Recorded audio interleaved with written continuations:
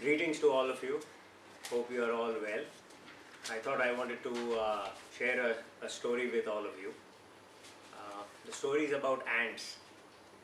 Uh, Once upon a time, in pre-COVID times in India, which for me is around January and February, my son Aryan and I were sitting in our garden, and we suddenly noticed an army of ants which was walking in a line. There were hundreds and thousands of ants going out as if on a mission, and it fascinated both of us to see so many ants going in such a organized column on some errand.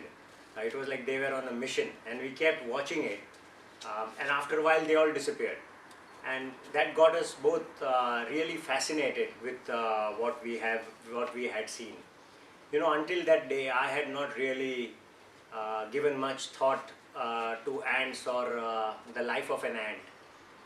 All I knew is that the black small house ant does not bite, and I knew that the red ant bites like hell, and I knew that if I ever drop any food in the house, the ant shows up. That was the extent of my knowledge about ants. But that day we were both very keen to know more, and so what I did is that I went on Amazon.in, did some research, and bought a book, Journey of the Ants. It was written by Professor Ed Wilson, two-time Pulitzer winner and professor at Harvard University. And Aryan, on the other hand, is 18 years old. Aryan went on YouTube, and over the next few days, even before my book arrived, he had already figured out quite a bit about ants. However, my book did come sometime towards the middle to end of February, and in the early days of the lockdown, I read it, and what a fantastic book, and what a fantastic insight. There are so many things I learned about ants in that book. This little worker ant, which is 1/1,000,000th the size of a human, but if you take all the ants collectively, they rival humans as a dominant organism on land. There are so many ants in the world, and there are so many ant species. There are thousands of ant species in the world, and let me tell you that a majority of them are really nasty buggers. They kill each other. They kill and attack other colonies of ants and insects, and they happily engage in genocide. I was so glad that I'm not an ant or a part of an ant colony. In fact, humans have almost nothing in common with ants, and there is not much to learn from them. However, there was one story which was of great interest to me, and that is the story I want to share with you. Ants communicate very differently than us. They communicate by discharging minute microscopic amounts of chemicals from their body, billionth of a gram or less than that, and different chemicals which they discharge send out different signals. They also do some body movements and move their antennas and stuff, and some special antenna motions, but most of it is through these chemicals which they discharge.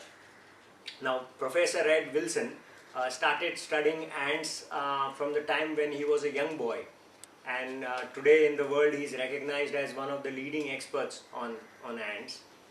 And one thing which fascinated him was that he saw that when an ant dies inside an ant colony, they study these colonies. They have these artificial colonies of ants which they set up in the lab in transparent boxes, and so that they can study the ant. So he realized that when an ant dies, it sort of crumples its legs underneath and sort of falls over. And he realized that for the first 1 or 2 days, the other ants essentially ignore the dead end. and after a couple of days, they pick it up and take it and throw it in a dump yard, which is inside the colony. So every colony has like a refuge area, a garbage dump. Even the Romans and the Greeks who used to study ants, they used to actually call it an ant cemetery or a graveyard. So the other ants would pick up the dead ant, take it there and throw it. Professor Wilson started wondering, why is it taking them, a couple of days to decide that this ant is dead? So he figured out that the dead ant, after decomposing for 1 or 2 days, must be discharging a chemical from its body, which told the other ants that I'm dead. And perhaps the other ants figured out, smelled the chemical, and then knew that, okay, he's gone. And that is when they picked him up and threw him in the cemetery, in the graveyard. So they started figuring out what chemical, and then he came to the conclusion that a dead ant, after 2 days, decomposes and gives out oleic acid. Now, to test his theory, what he did is he took an ant out of the ant cemetery nest, put some oleic acid on him, and put him back inside his colony. The minute he put the ant there, a perfectly living, healthy ant with some oleic acid on its body, the other ants picked him up, took him, and threw him in the cemetery. A good, live, healthy ant. And the ant itself did not mind that. The ant did not say, hey, look, I'm alive, don't throw me in the cemetery. It went along without fighting because it too thought that I'm dead, because he smelled oleic acid, so his mind told him, I'm dead.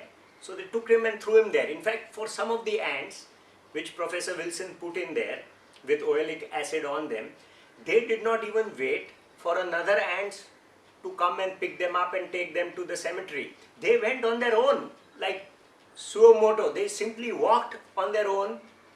Healthy fellow walks to the cemetery and just jumps in, saying that, oh, I'm dead. And you have to wonder what its mind and thoughts of that ant, because the mind told him that he is dead, and his thoughts told him that he is dead even when he was perfectly healthy. And when I read that story, I sort of started thinking of how sometimes my mind and thoughts play a role on the things I do, on my actions.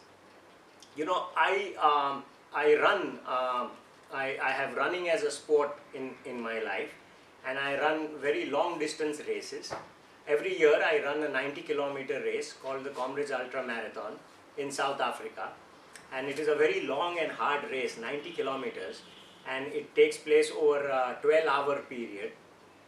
And I've been going there for more than a decade, and on more than a few occasions, after running for 80 kilometers, my mind has just given up and my thoughts have just turned negative, and I have told myself, I cannot finish this.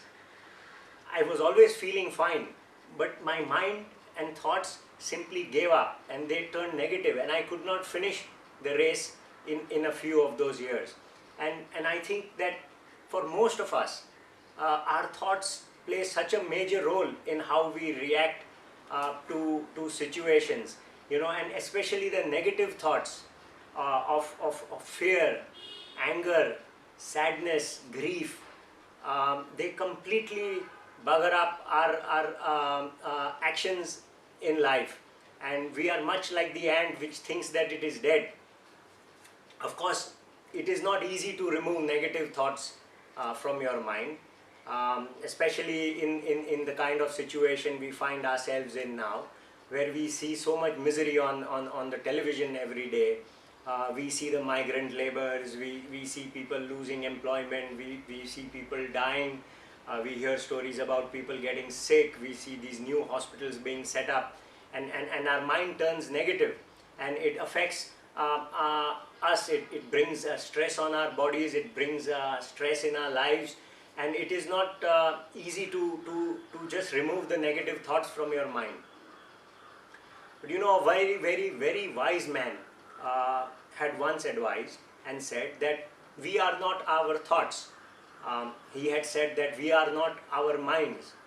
We are somebody, we have a life apart from that of our thoughts and our minds.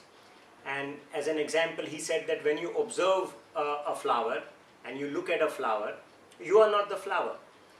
When you look at a rainbow and sort of observe a rainbow, you are not the rainbow. In the same way, he suggested that you can look at your thoughts and observe what is going on in your mind, because you are not your thoughts or your mind. You can stand outside of yourself and then look at your thoughts. And then if you realize that you are thinking negative thoughts, just the realization and just the acknowledgement that the thoughts going on in my mind are negative thoughts, he felt will allow you to drop those thoughts. Of course, it's easier said than done, but it is an approach which is used by many people, is by simply observing how the thoughts are working. Of course, those ants which were thrown, which went into the graveyard, after a while, they cleaned their own body. They used their antennas and they brushed against other garbage and sort of cleaned themselves up. And then they realized that, hey, I'm not dead. And they went back and joined regular life in the colony. And perhaps that is what we ought to do as well, is that sometimes when we are stuck with negative thoughts of anger, frustration, grief, sorrow, sadness, we must realize that these are negative thoughts. And let me tell you that human nature is by default a happy nature. Our default nature is to be positive. Our default systems are to seek happiness, to be joyful. We want to be happy and joyful, and that is our default nature. And the things which negative thoughts bring are not normal to us. And so perhaps all that I can advise, and what my son certainly tells me, is that sometimes when I start saying something negative, he says, Dad, remove the oleic acid from your brains. And that is perhaps what I would like to tell all of you as well. Be a happy ant. Thank you.